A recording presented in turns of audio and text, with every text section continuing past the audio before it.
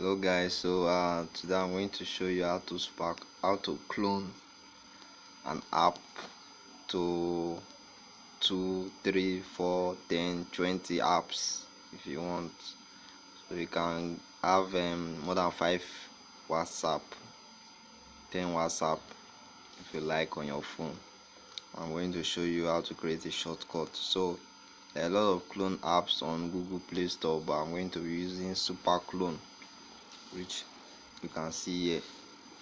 So after downloading the app, you want to come to SuperClone to clone your app. So when you come to SuperClone, you won't see any app here. So these are the apps that have been cloned.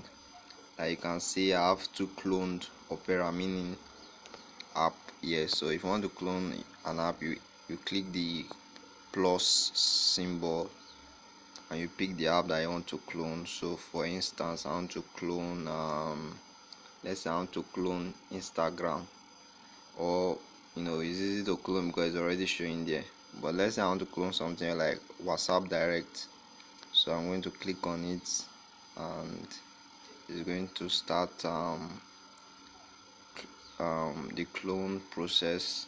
So now if you like to create shortcuts, that is, you want your cloned app to show on your screen instead of you always opening SuperClone to access the cloned app, can click on this create shortcuts.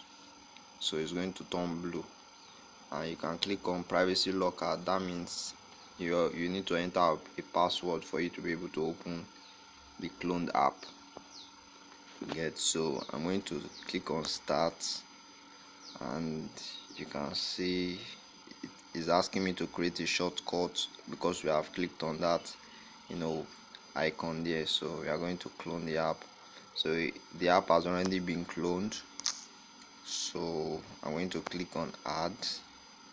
So you can see the app is here. So I will show you